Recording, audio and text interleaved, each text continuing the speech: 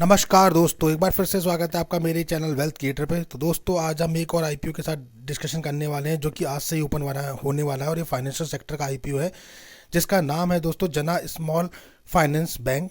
तो ये public offer निकाल के लेकर आया है। जना small finance bank basically non banking financial company है और इंगेज है SME loan, affordable housing loans पे। तो एनबीएफसी कहते हैं दोस्तों उस कंपनी को जो financial instrument that offer various bank services but do not have a bank licence, जिनके पास बैंक का लाइसेंस नहीं होता लेकिन बैंक जैसी सर्विसेज प्रोवाइड करती है, दैट इज कॉल्ड एनबीएफसी। तो जना फाइनेंशियल बैंक जो है, एनबीएफसी एक बैंक है और इसके बारे में जानेंगे, इसके डिटेल जानेंगे, फाइनेंशियल पैरामीटर के बारे में जानेंगे, कंपनी कैसी है, आईपीओ की डेट्स क्या, इंपॉर्टेंट डेट्स क्या होने वाली है, आईपीओ कब आने वाला है, जीएमपी मार्केट में डिमांड कितनी बढ़ी है या घटी है, और हमें अप्लाई करना है या अवॉइड। पर उससे पहले वीडियो को लाइक शेयर सब्सक्राइब करना बिल्कुल ना भूलिए। दोस्तों, बात कर लेते हैं जना स्मॉल फाइनेंस बैंक। बेसिकली जो ये है नॉन बैंकिंग फाइनेंशियल कंपनी है और ये इनकॉर्पोरेट हुई थी 2006 यानी जुलाई 2006 में इनकॉर्पोरेट हुई थी। Jana small finance bank is a non banking financial company है, primary engage in providing the SME loan है, अफोर्डेबल हाउसिंग लोन्स पे करती है, टर्म लोन पे करती है एनबीएफसी को। उसके अलावा लोन अगेंस्ट फिक्स डिपॉजिट भी ये करती है, टू व्हीलर्स लोन करती है और गोल्ड लोन भी प्रोवाइड कराती है। तो बेसिकली बैंकिंग सेक्टर के जितने भी वर्क होते हैं, सर्विसेज होती है, वो सब ये प्रोवाइड कराती है। जना SBF offers various इनसिक्योर्स loan product भी है इसके पास, इंक्लूडिंग इंडिविजुअल लोन है और माइक्रो बिजनेस लोन की बात करें, एग्रीकल्चर लोन की बात करें, अलाइड लोन की बात करें या ग्रुप लोन की बात करें, वो सब भी ये प्रोवाइड कराती है। यानी कि सर्विसेज के अंडर ये सारे कैटेगरीज आती हैं। तो काफ़ी अच्छा नेटवर्क भी है इनका अगर देखा जाए तो। इनकी जर्नी को आप स्क्रीन पे देखिए। 1999 में हुआ था फर्स्ट इनका जो ऑफिस खुला था। फर्स्ट एसएमई लोन एक्वायरेशन हुआ था 2000 में, अगर आप देखेंगे। उसके बाद देखिए इनके जना लक्ष्मी के जो कस्टमर है, एनबीएफसी का लाइसेंस मिला था 2008 में। 1 लाख कस्टमर इन्होंने पहली बार टच करे थे 2009 के अपनी जर्नी में। इसी तरह से आप देखेंगे अगर इनकी जर्नी तो ये देखेंगे 2010 में इनका है इंटरप्राइजेस फाइनेंशियल सर्विस का भी आ गया था। 2011 में इनके 67 सेंटर्स बन गए थे और 43 ऑफिस इनके बन चुके थे 2011 तक। वहीं इनकी जर्नी की बात करें तो 10 लाख कस्टमर पहुंच चुके थे इनके 2013 में। 2016 में ये बढ़ के 56,000 के लगभग कस्टमर हो चुके थे, 56 लाख के लगभग, और 380 जना सेंटर बन चुके थे। वहीं 2017 में जना फाइनेंस बैंक को लॉन्च कर दिया, गोल्ड लोन इन्होंने लॉन्च किया, और 2018 में जना फाइनेंस बैंक जो है एक्वायर हो गया और उसको लाइसेंस मिल गया बैंकिंग का।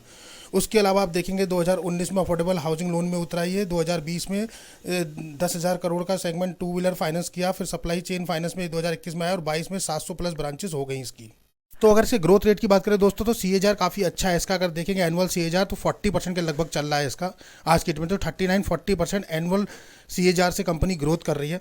अगर 31 मार्च 2023 तक की बात करें तो कंपनी के पास 754 बैंकिंग आउटलेट्स हैं अक्रॉस 22 स्टेट में इंडिया के और 2 यूनियन टेरेटरी में है, इंक्लूडिंग 272 इस अनबैंक रूरल सेंटर है जो कि बैंकिंग सेंटर नहीं है, वो 272 है।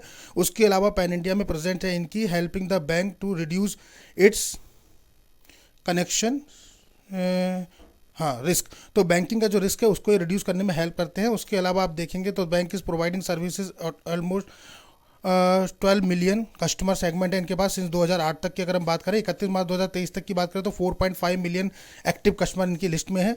In the last 3 year financial की बात करें तो bank has added 0.91 million customer, 0.51 million और 0.08 मिलियन न्यू कस्टमर ऐड किए हैं इसने अपने पोर्टफोलियो में लास्ट 3 ईयर्स में।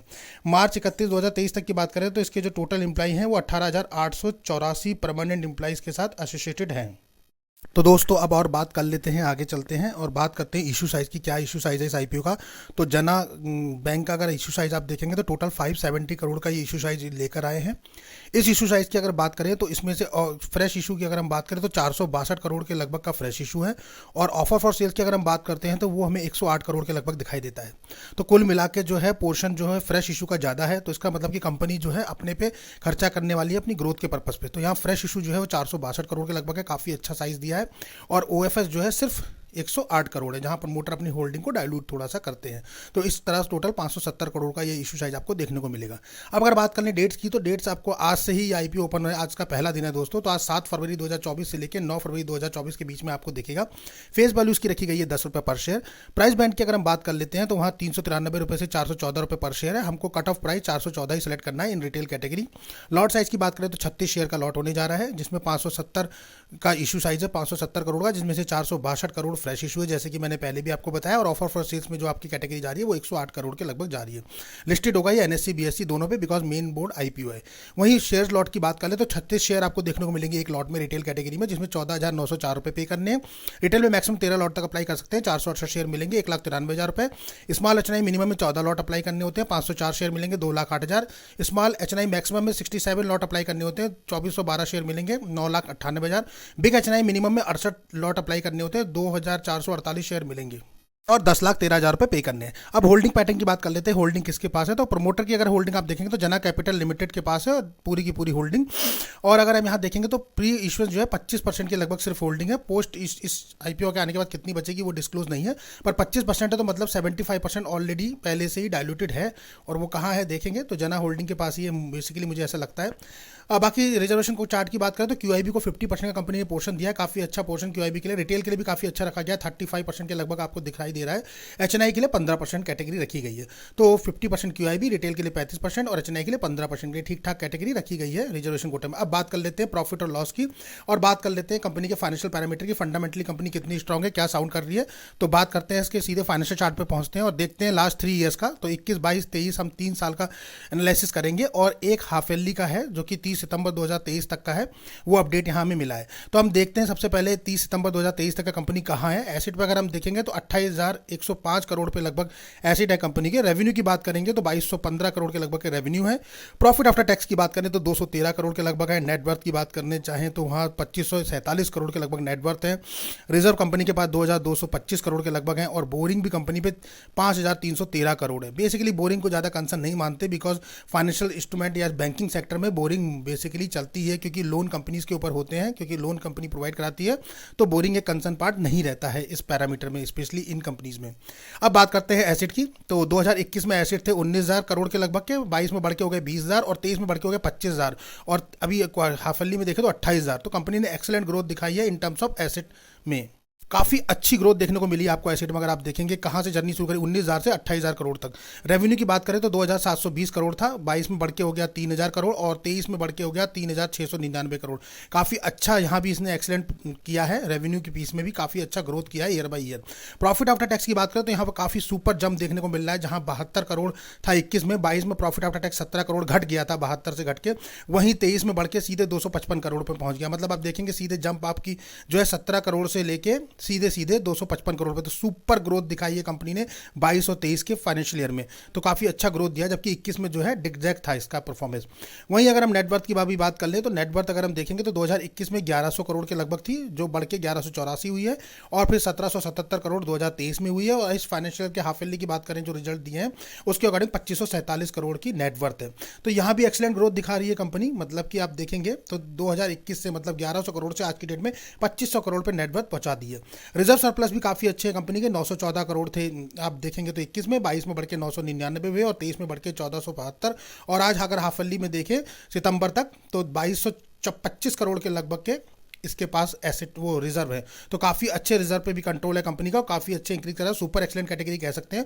बोरिंग की बात करें कंपनी पे तो 4800 करोड़ के लगभग की बोरिंग थी 20 में, 21 में, 22 में बढ़ के हो गई 4500, मतलब घटी थोड़ी सी बोरिंग, 4800 से 4500 पे आई, फिर बढ़ गई 6277 बोरिंग हो गई 23 में, और आज की दिन में थोड़ा सा घट के फिर से 5,313 करोड़ के लगभग बोरिंग है। तो बोरिंग का ग्राफ जिगजैग जाता है, लेकिन सबसे अच्छी बात है कि कंपनी पे रिजर्व और सरप्लस काफी अच्छे हैं, यानी बैंकिंग सेक्टर में रिजर्व और सरप्लस होना काफी अच्छा माना जाता है। तो देखिए रिजर्व सरप्लस कंपनी पे तो काफी स्ट्रॉन्ग फिलर दे रही है। बाकी net worth, profit after tax, revenue, asset company के स्ट्रॉन्ग इंडिकेशन दे रहे हैं। तो कुल मिला के हम कह सकते हैं कि फंडामेंटली फाइनेंशियली कंपनी काफी स्ट्रॉन्ग है। जो बात करें केवल बोरिंग की, तो बोरिंग्स पार्ट यहां मैटर नहीं करता है, डेप्थ का पार्ट, क्योंकि बेसिकली बैंकिंग सेक्टर में डेप्थ होता ही है। एनबीएफसी ले लीजिए, बैंकिंग ले लीजिए, फाइनेंशियल ले लीजिए, इन कंपनीज में मोस्टली डेप्थ देखने को आपको मिलेगा, पर वो डेप्थ का क्राइटेरिया कितना है, बहुत ज्यादा भी नहीं होना चाहिए। की परफॉर्मेंस इंडिकेटर की बात करते हैं, कंपनी टोटल 4,330 करोड़ के लगभग की है, तो यानी स्मॉल कैप कैटेगरी की कंपनी है। आरओई की बात करें 16.78 है, काफी अच्छा है, गुड आरओई दिखाई दे रहा है, 15 से ऊपर है। डेप्ट इक्विटी 3.49 है, थोड़ा सा कंसर्न है लेकिन ये हाई है 3.49। तो पर बेसिकली जो है फाइनेंशियल सेक्टर में, बैंकिंग सेक्टर में डेप्थ ज़्यादा होता है, जैसे कि हम पहले भी बोल चुके हैं, तो इसीलिए आपको दिखाई दे रहा है। तो ये कंसर्न नहीं बनता है बहुत ज़्यादा, पर हाँ फिर भी डेप्थ थोड़ा सा कम होना चाहिए, तो वो अच्छा फिलर देता है। पर बैंकिंग में ऑलवेज हाई रहता है डेप्थ। R1W की बात करें, रिटर्न ऑफ नेटवर्थ 14% है, काफ़ी अच्छा है, मान सकते हैं 12 से ऊपर है तो काफ़ी अच्छा है।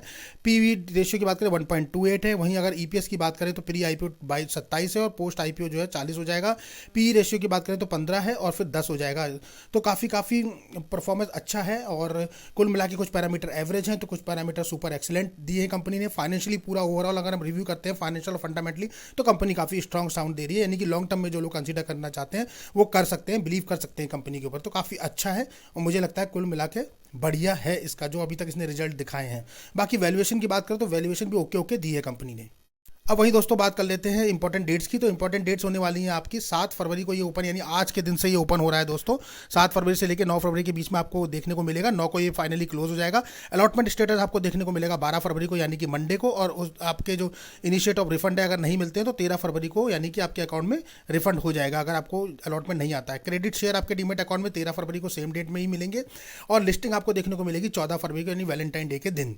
कट ऑफ टाइम है इसका यूपीआई मैंडेट से अप्लाई करने का 7 फरवरी 5 बजे से पहले पहले आपको इसमें अप्लाई कर लेना है। अब दोस्तों ग्रे मार्केट प्रीमियम की बात करें तो ग्रे मार्केट में भी बहुत अच्छी डिमांड नहीं चल रही है, पर सो डिमांड कह सकते हैं, मतलब एवरेज डिमांड है। अगर हम देखेंगे जना स्मॉल फाइनेंस आईपीओ का, तो प्राइस बैंड 414 रुपये देखने को मिल रहा है। जीएमपी 66 रुपीज़ पर शेयर दिख रही है, जो कि तकरीबन 15-16% का हमें लिस्टिंग गेन दिखा रहा है। पर एवरेज हमारा जो रिक्वायरमेंट होता है वो 25 से 20 से 30 के बीच में होना चाहिए, तभी हमें दिखता है। तो अभी हमारी जो है इसे मुझे लगता है कि अभी हम थोड़ा सा और वेट करना चाहिए इसमें। उसके अलावा फायर रेटिंग की बात करें तो 3 है। वहीं 570 करोड़ का आईपीओ का इशू साइज जैसे बताया था। 7 फरवरी को ओपन होगा, 9 फरवरी को क्लोज हो जाएगा, 12 फरवरी को अलॉटमेंट आएगा और 14 फरवरी को लिस्टेड होते हुए दिखेगा एनएससी बीएससी दोनों पे। वहीं अगर हम बात कर लें तो काफ़ी अच्छा नहीं दिख रहा है, मतलब अभी देखें तो 16% भी ठीक ठाक है, पर बहुत रिस्क नहीं ले सकते क्योंकि मार्केट काफ़ी अप डाउन ट्रेंड में है। तो हमें विल वेट एंड वॉच करना चाहिए और देखना चाहिए कि जीएमपी में कुछ अप ट्रेंड आता है या जीएमपी अभी और लोअर जाती है। तो मुझे लगता है पहले दिन का, मतलब आज का दिन देखेंगे हम सब्सक्रिप्शन स्टेटस क्या रहता है, देन उसके बाद ही अपना डिसाइड कर पाएंगे कि हमें करना है। बिकॉज हमारा जो क्राइटेरिया कहता है वो 20 से 30% का मिनिमम लिस्टिंग गेन होना चाहिए, जिसमें अगर थोड़ा अप डाउन भी हो जाए तो एटलीस्ट हमें 20% या तो उसके नीचे तक तो मिले। पर अगर यहाँ 16-17% है और घट के 5-7% आ गया तो काफ़ी लॉस होने के चांसेस बढ़ जाते हैं। तो लेकिन अगर हम लॉन्ग टर्म के लिए कंसीडर कर सकते हैं तो कंपनी बहुत अच्छी है। लॉन्ग टर्म के लिस्टिंग गेन के लिए तो थोड़ा सा जिगजैग बन रहा है, लेकिन अगर लॉन्ग टर्म के लिए तो फाइनेंशियल काफ़ी अच्छे हैं, फंडामेंटली कंपनी स्ट्रॉग है, तो यहाँ कंसीडर कर सकते हैं। पर फिर भी यहाँ बाय और सेल का कोई रिकमेंडेशन नहीं दिया जा रहा है दोस्तों। ये वीडियो सिर्फ नॉलेज पर्पज से बनाया गया है। यहाँ आपको अपना रिस्क, अपना एनालिसिस खुद करना है और देखना है कि आपको अप्लाई करना है या नहीं करना है। बाकी बैंकिंग सेक्टर है तो काफ़ी ग्रोइंग सेक्टर है, और इंडिया में ऐसे फ्यूचर में बैंक्स और ग्रो करने वाले हैं जो कि स्मॉल फाइनेंस टाइप के बैंक्स हैं। बेसिकली रूरल एरिया में गवर्नमेंट का ज़्यादा जोर है, तो इस टाइप से हम देख सकते हैं कि फ्यूचर काफ़ी ब्राइट है। पर अभी लिस्टिंग गेन के पर्पज से हमें एक दिन और वेट करना है, तो हम सेकंड डे में ही बता पाएंगे कि हमें क्या करना है, इसमें अप्लाई करना है या नहीं करना है। सो अभी डे 1 के सब्सक्रिप्शन के स्टेटस के बाद ही हम कुछ बोल पाएंगे। पर लॉन्ग टर्म के लिए डेफिनेटली कंपनी काफ़ी अच्छी है। तो बस एक छोटा सा वीडियो था। वीडियो अगर आपको पसंद आया तो उसको लाइक, शेयर और सब्सक्राइब करना बिल्कुल ना भूलिए दोस्तों। मिलते हैं अपने